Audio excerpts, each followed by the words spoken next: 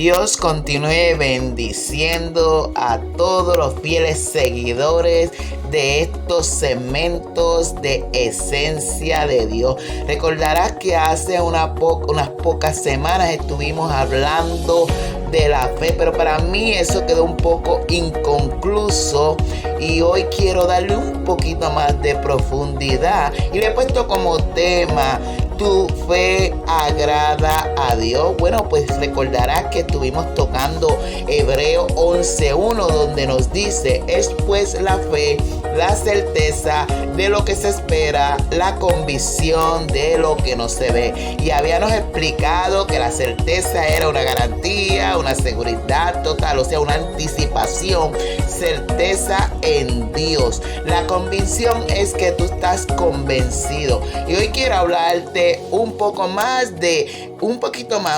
poquito más de esencia, que es la fe. En Hebreos 11:6 nos dice: pero sin fe es imposible agradar a Dios, porque es necesario que el que se acerca a Dios crea que le hay y que es galardonador de los que le buscan. Mire, para ser agradable a Dios hay que tener fe, pero no se trata solo de conformarse a la fe, se trata de acceder a ella, acceder a recibir a Cristo. Y entonces cuando tú accedes a recibir a Cristo, esa fe dice que Él te premiará, o sea, te honrará. Y eso es lo que significa que Él es el galardonador de los que le buscan.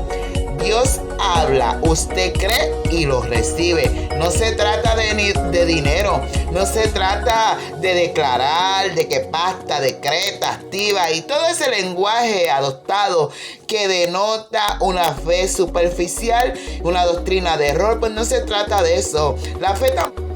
Esta fe no se produce, no se nombra, se reclama. Pues como dije anteriormente, ¿en qué tú tienes fe? Pues mira, yo tengo fe en Dios, en su palabra. No es tener un pensamiento positivo, no es que se haga lo que yo quiero aquí en la tierra, en el cielo, sino que se haga la voluntad de Él.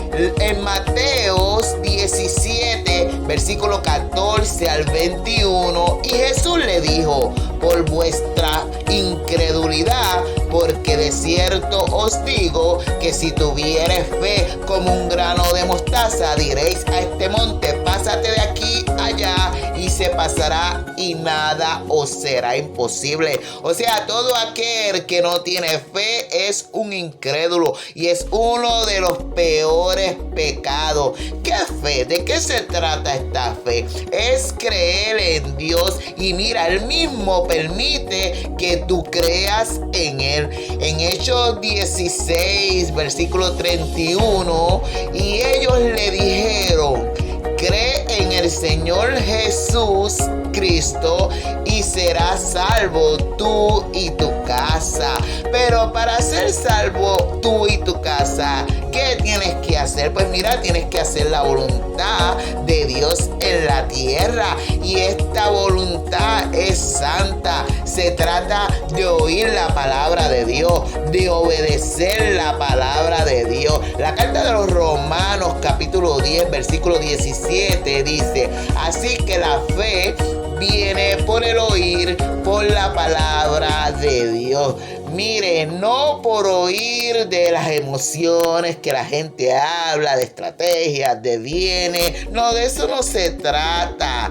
Nada tiene que ver esto con la palabra de Dios. Mire, por eso es que a veces yo pienso que no nos aman mucho. Pero es que estamos aquí, no estamos aquí, para que nos amen. Estamos aquí para hacer la voluntad de Dios. Y tengo que recordarte que Él me amó a mí primero. Nosotros tenemos identidad, sabemos cuál es el propósito en nosotros. Estamos aquí para vivir y hablar la verdad de Dios. En este libro de los Hebreos, el capítulo 11, se registran varios testimonios de fe. Por ejemplo, Abel nos habla de Noé, Abraham, Sara, Isaac, Jacob, José, Rahab, Moisés, por mencionar algunos de ellos, ¿verdad? Por la fe, mire, tengo que decirle que no fue trasladado, al cielo para que no viera muerte, y no fue hallado porque Dios lo trasladó. Mire, todo esto es por fe. Noé hizo un arca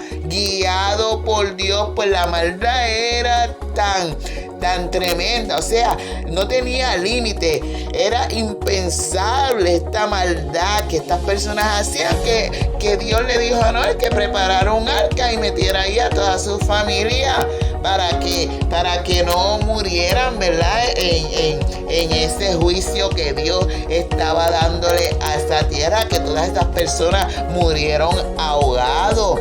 Abraham obedeció a Dios para sacrificar, o sea, para dar en holocausto a su hijo Isaac, mas Dios proveyó el carnero para el holocausto, o sea, él no tuvo que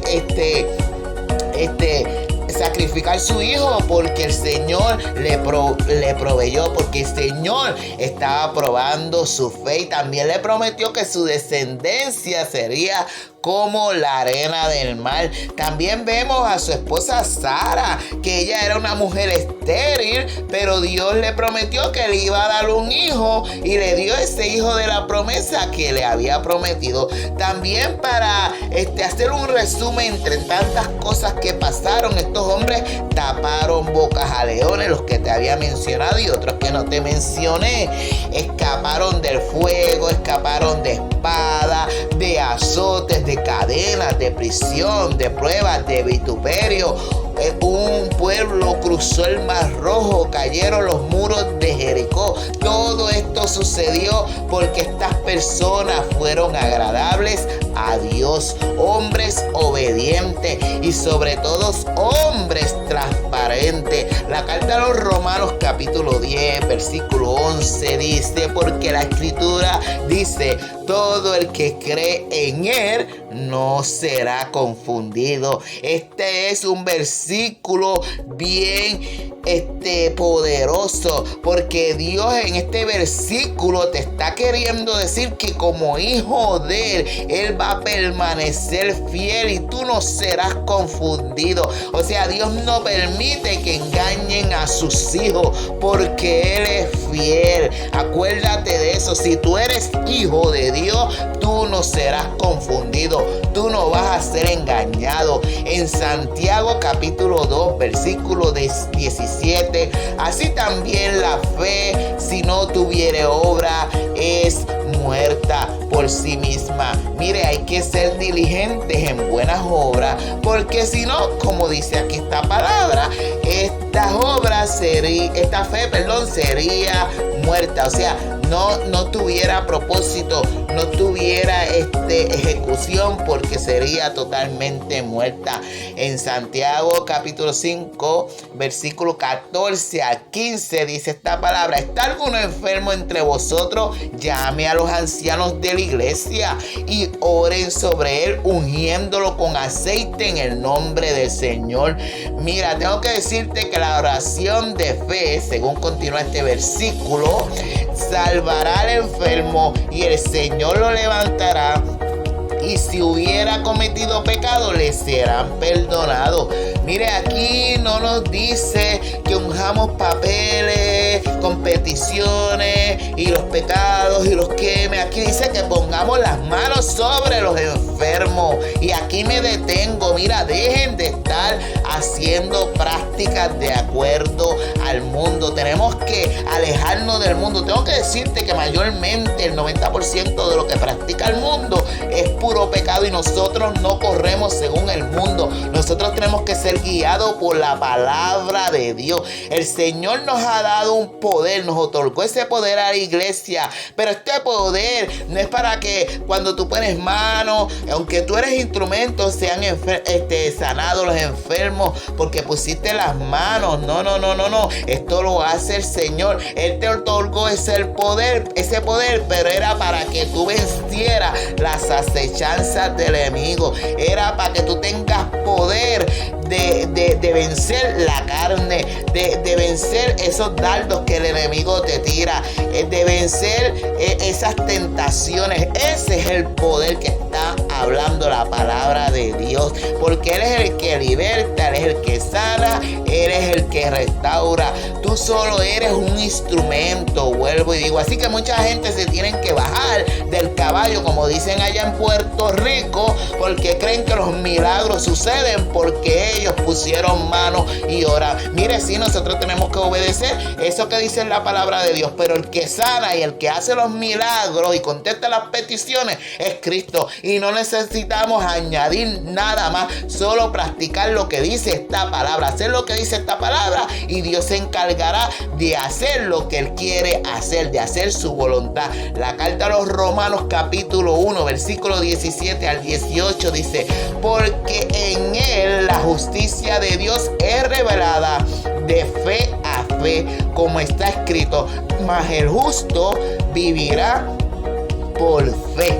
Mire, esto lo que nos está hablando aquí es que si tú de una fe inicial, tú pasas a una fe madura, pues vas a vivir, si vas a vivir de acuerdo a la verdad, por eso dice que el justo vivirá por la fe. O sea, tendrá vida eterna, porque de una fe, ¿verdad?, que tú comenzaste ahí inmaduro, pero que recibiste a Dios por fe, pues Él te va a llevar a una fe más madura. El 18 dice: porque es revelada la ira de Dios desde el cielo contra toda impiedad e injusticia de los hombres que detienen la verdad en justicia. Wow, mire, nosotros tenemos que estar de dejar de estar añadiendo y quitándole a la palabra por la conveniencia, porque la ira de Dios, mire, no es como la ira humana. La ira de Dios es una reacción santa,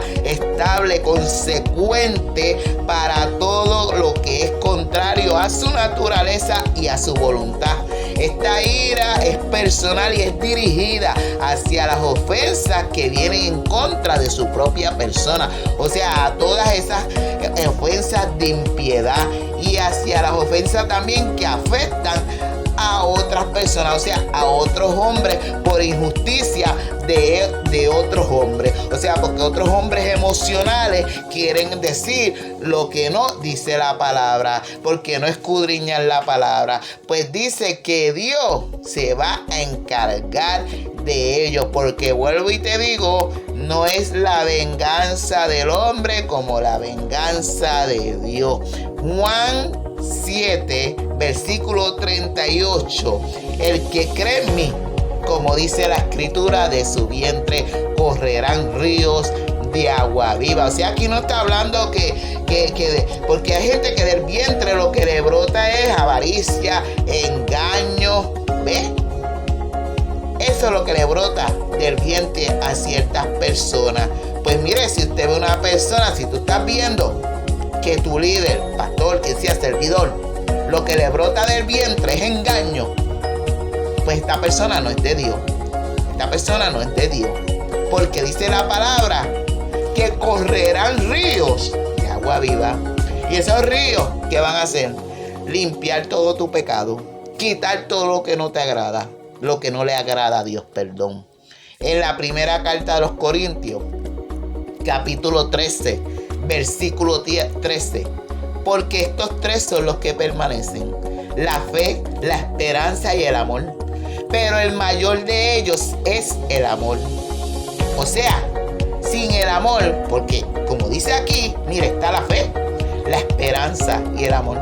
Pero el más grande es el amor. Mire, sin amor todo lo que hagamos es nulo.